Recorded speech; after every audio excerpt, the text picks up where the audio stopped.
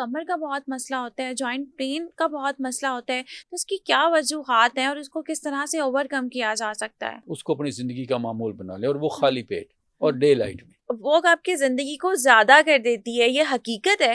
یہ ساری چیزیں جو ہیں یہ آپ کے دماغ کو گرم کرتی ہیں، آپ ان کو نکال دیں۔ اچھا سر، مجھے یہ بتائیے گا کہ آج کل فیٹی لیور کے مسئلے بہت زیادہ دیکھنے کو مل رہے ہیں، ان کی کیا وجوہات ہیں، اور اگر کسی کے ساتھ یہ مسئلہ بھی ہے تو اس کا بہتر حل کیا ہے؟ کن وجوہات کی بیس پر یہ مسئلے پیش آتے ہیں؟ جگر جو ہے یہ ہماری جب ہم خوراک کھاتے ہیں کچھ چربی جو ہے اپنے اندر یہ سٹور کر لیتا ہے، اور جب آپ کھانا نہیں کھا رہے ہوتے، جب بھوک کی شکل میں آپ کا وقفہ زیادہ ہو جاتا ہے تو یہ اسی چربی کو ری سائیکل کر کے توانائی میں بدل کے ہمارے جسم کو توانائی مہیا کرتا ہے۔ لیکن جب ہمارے ہاں کھانے کے درمیان وقفہ ہے ہی نہیں، ہر 2 گھنٹے کے بعد آپ صبح ناشتہ کرتے ہیں، 2 گھنٹے کے بعد آپ کا ٹی ٹائم ہے، پھر آپ لنچ کرتے ہیں، پھر آپ کا ہائی ٹی آ گیا، پھر آپ کا ڈنر آ گیا، یعنی وہ دن میں ہم نے 2 کھانے کی بجائے ہم 5-7 پہ چلے گئے، اس کو تو ریسٹ ملتا ہی نہیں۔ وہ جو اس میں جمع ہونے والی چربیاں ہیں ان میں اضافہ ہوتا رہتا ہے، اور جب وہ چربی بڑھ جاتی ہے تو لیور کا جو فنکشن ہے اپنا وہ ڈسٹرب ہونا شروع ہو جاتا ہے، اس کا اپنا فنکشن ڈسٹرب ہونا شروع ہو جاتا ہے، اس کی جو ورکنگ ہے اس میں کمی آنا شروع ہو جاتی ہے، کیونکہ لیور ہمارے جسم کا سب سے بڑا آرگن ہے، اور وہ ہمارے جسم میں جتنے بھی ہمارے غذائز ہیں ان کا یوٹیلائزر ہے۔ جب اس کی فنکشننگ میں خرابی آتی ہے تو پھر کیا ہمارا پورا جسم ڈسٹرب ہوتا ہے۔ آج کل کے ہمارے لوگ ہیں ان کو کمر کا بہت مسئلہ ہوتا ہے، جوائنٹ پین کا بہت مسئلہ ہوتا ہے، تو اس کی کیا وجوہات ہیں اور اس کو کس طرح سے اوور کم کیا جا سکتا ہے؟ دیکھیں جی، اس میں ہم جہاں بھی جائیں گے بات ہماری وہی خوراک اور ہماری طرز زندگی ہے۔ ایک تو یہ ہے کہ ہم سہل پسندی اس کو ختم کریں۔ اگر آپ چاہتے ہیں کہ آپ دیر پا تندرست اور صحت مند رہیں اور آپ کی زندگی لمبی ہو، آپ بیماریوں سے محفوظ رہیں، تو کم از کم روزانہ کی بنیاد پہ آپ کم از کم آدھا گھنٹہ 45 منٹ آپ تیز قدموں کی واک جو ہے اس کو اپنی زندگی کا معمول بنا لیں، اور وہ خالی پیٹ اور ڈے لائٹ میں۔ یہ آپ اپنی زندگی کا لازمی حصہ بنا لیں، سمجھ لیں جس طرح یہ آپ کی زندگی کی خوراک ہے، اس کو آپ شروع کر لیں۔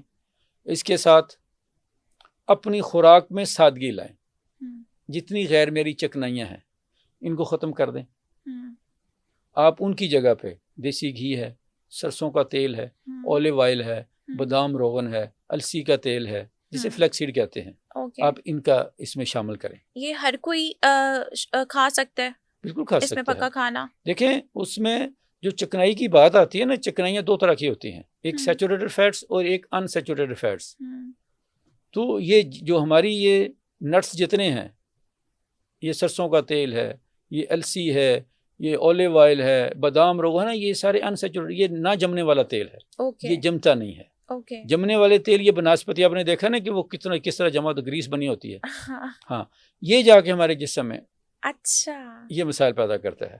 تو آپ نے معیاری اور جو قدرتی چیزیں ہیں ان کا زیادہ استعمال کریں، اپنے جسم کو بھاگ دوڑ میں لگائیں، ایکٹیو ہوں۔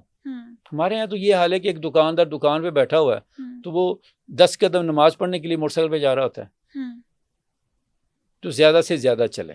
وہ آپ کی زندگی کو زیادہ کر دیتی ہے، یہ حقیقت ہے؟ یہ حقیقت ہے، میں یہی کہنے لگا تھا کہ دانا کہتے ہیں کہ اپنے سر کو ٹھنڈا رکھیں اور اپنے پاؤں کو گرم رکھیں۔ اب آپ پوچھیں گے کہ وہ کیسے؟